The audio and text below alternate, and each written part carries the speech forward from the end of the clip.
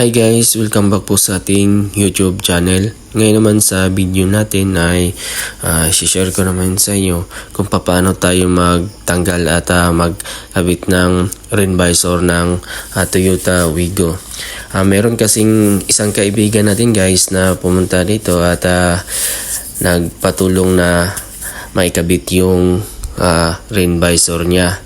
Ito kasing rain visor niya guys ay natanggal kasi yung isa, kaya umorder siya ng bagong rain visor at pinapakabit sa atin.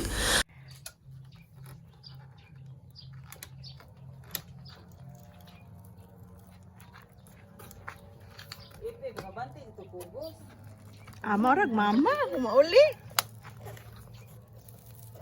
Para maiwasan natin yung magasgas yung or matuklap yung pintura dun sa ating pinagkabitan ng rain visor. So dito guys ay inumpisahan ko ng hatakin yung rain visor na luma at dandahan ko ring kinakayod yung or pinapasok sa gilid yung card ng SIM card at yan guys ay natanggal na rin yung lumang nakakabit na rain visor. At susunod namang gagawin natin dito ay yung mga hindi na tanggal or hindi nasama dun sa pagtanggal ng rain visor at nakadikit pa dun sa pintuan ay manumanuhin lang nating or dahan-dahanin lang nating tanggalin yung mga nakadikit pa guys. At tiyagaan lang talaga to guys dahil wala tayong pangtanggal talaga dito. DIY lang yung gagawin natin dito. Kaya kung mapapansin nyo guys ay malaking or mahaba pa yung kailangan nating kakayurin dyan. Kaya tiyagaan lang talaga para matanggal yung mga nakadikit.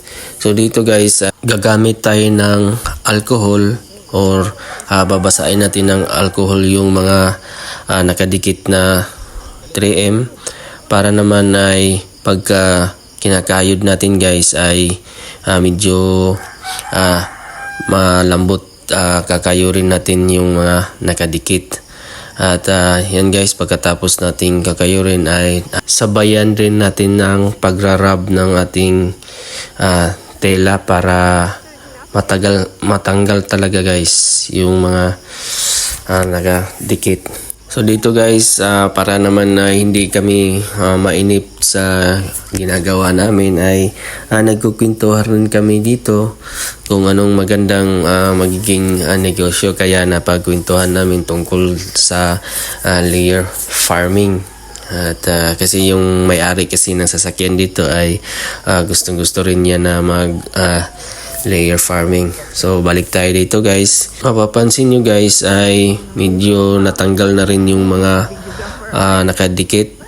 Hindi naman talaga totally lahat na tanggal, pero mapapansin nyo ay malinis na rin at pwede nang ikabit natin yung bagong rain visor. So dito guys, bago tayo or bago natin ikabit yung or idikit yung rain visor, sukatin muna natin guys para matansya natin yung distansya niya bago natin ikabit. So dito guys ay bago natin ikabit ay tanggalin muna natin yung cover nung pandikit sa isang side, yung maiksi lang. Tapos yung sa mahaba naman guys ay taas ay tanggalin muna natin ng kapiraso.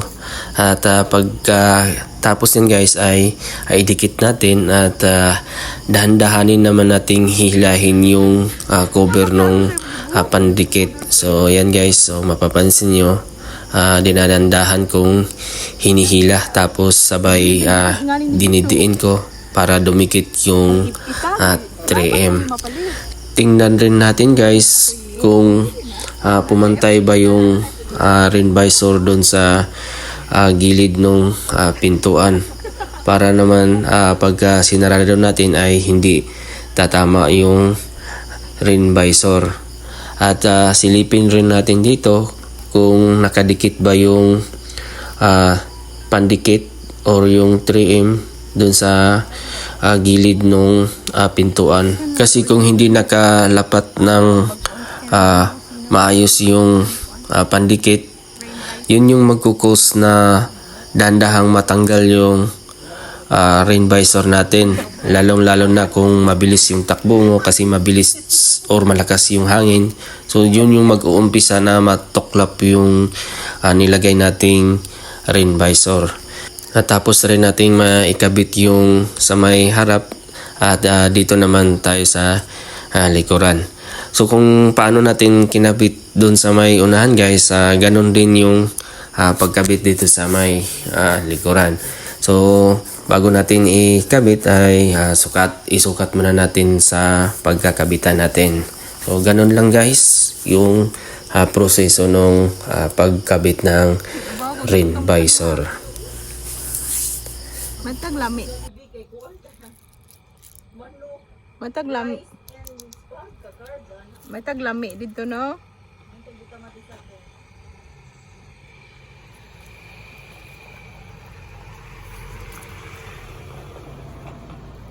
Hi Ten! Asa ka Ten? Pamanihan?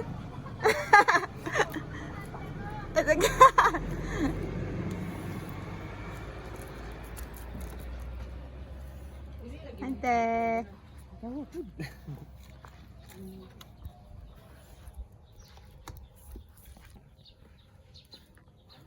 Naa dito sa ilang hanit eh.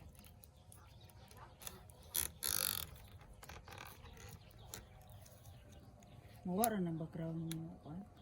Edit. Oh, mga nasaba na bagay ko dito.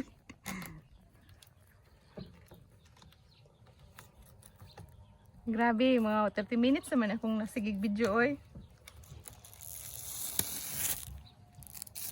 Dito lang yan.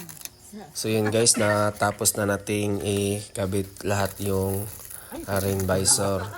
So ipakita ko sa inyo yung kabuuan na rain visor na nakabit natin. So ito yung nasa likurang bahagi. So yan guys. At so ito naman sa harap. At dito naman sa kabilang side. So yan guys. So malinis na tingnan yung sasakyan. So yan guys, ganyan lang kung paano tayo magkabit ng rain visor.